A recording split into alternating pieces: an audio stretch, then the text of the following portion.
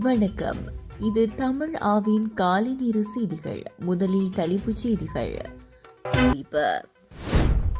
யார் இந்த Ayatollah Ali Khamenei? தொடர்வது விரிவான செய்திகள்.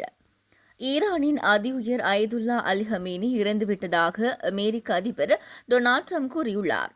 இதனைத் தொடர்ந்து தற்போது அயதுல்லா அலி ஹமேனி மரணத்தை ஈரானிய அரசு தொலைக்காட்சி உறுதிப்படுத்தியுள்ளது. ஹமேனி மரணத்துக்கு ஈரான் 40 நாட்கள் துக்கம் அனுஷ்டிக்கும் என அரசு தொலைக்காட்சியின் செய்தி வாசிப்பாளர் கண்ணீருடன் தெரிவித்தார். ஈரானின் உச்ச தேசிய பாதுகாப்பு கவுன்சிலின் அறிக்கையுடன் ஈரானில் உள்ள பல அரசு ஊடகங்கள் அயதுல்லா அலி ஹமேனி மரணத்தை உறுதிப்படுத்தியுள்ளன. இஸ்ரேல் மற்றும் அமெரிக்கா ஈரானில் நடத்திய தாக்குதலில் ஈரானின் அதி உச்ச தலைவரின் மகள் கொல்லப்பட்டதாக அறிவிக்கப்படுகிறது.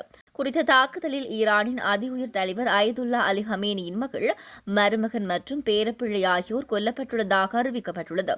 இந்த போரில் ஹமேனியும் கொல்லப்பட்டதாக ட்ரம்ப் மற்றும் இஸ்ரேலிய அதிகாரிகள் உரிமை கோரியதைத் தொடர்ந்து இந்த தகவல் வெளியாகியுள்ளது.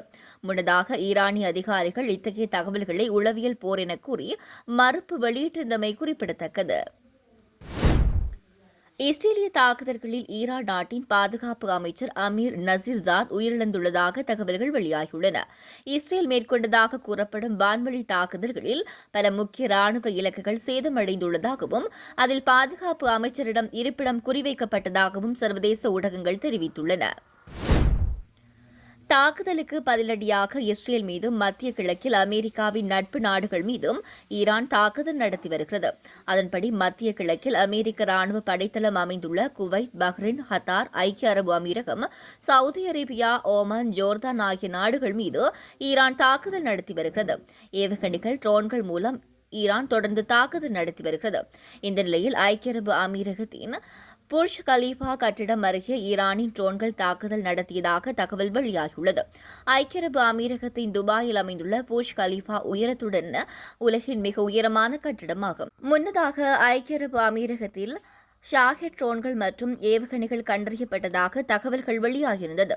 அதிகாரிகள் சேதத்தை மதிப்பிட்டு முக்கிய இடங்களை சுற்றி பாதுகாப்பை பலப்படுத்தி வருகின்றனர். இலங்கையின் வான்பரப்பில் வெளிநாட்டு ராணுவ வானூர்திகளுக்கு அனுமதி வழங்கப்பட்டுள்ளதாக சமூக ஊடகங்களில் பரவும் செய்திகள் உண்மையில்லை என விமானப்படை விளக்கம் அளித்துள்ளது. தற்போது வான்பரப்பில் காணப்படும் மேலதிக விமான பரப்புகள் அனைத்தும் விமானப்படையின் 75வது ஆண்டு நிறைவு கொண்டாட்டங்களுக்காக முன்னெடுக்கப்படும் உள்நாட்டு ஒத்திகைகள் என்று வான்படை தெரிவித்துள்ளது. கட்டுநாயக்க பண்டார்நாயக்க சர்வதேச விமான நிலையத்திலிருந்து மத்திய கிழக்கு பிராந்தியத்தில் உள்ள நாடுகளுக்கு புறப்பட்ட திட்டமிடப்பட்ட அனைத்து விமானங்களையும் தற்காலிகமாக நிறுத்தி வைக்க முடிவு செய்யப்பட்டுள்ளது. 1939ஆம் ஆண்டு வடகிழக்கு நகரமான மஷ்ஹாத்தில் ஒரு மத அறிஞரின் மகனாக அலி ஹமேனி பிறந்தார்.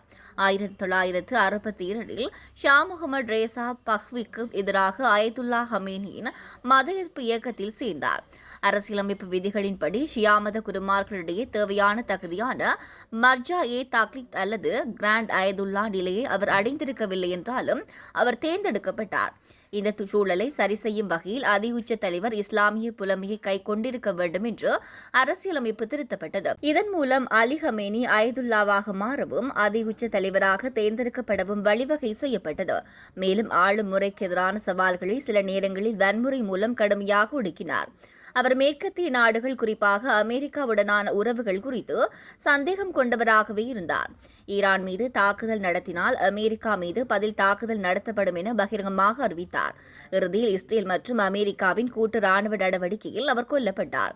6 குழந்தைகளை கொண்ட ஹமேனியின் ஆட்சியின் போது ஈரானில் 7 ஜனாதிபதிகள் பணியாற்றியுள்ளமை குறிப்பிடத்தக்கது.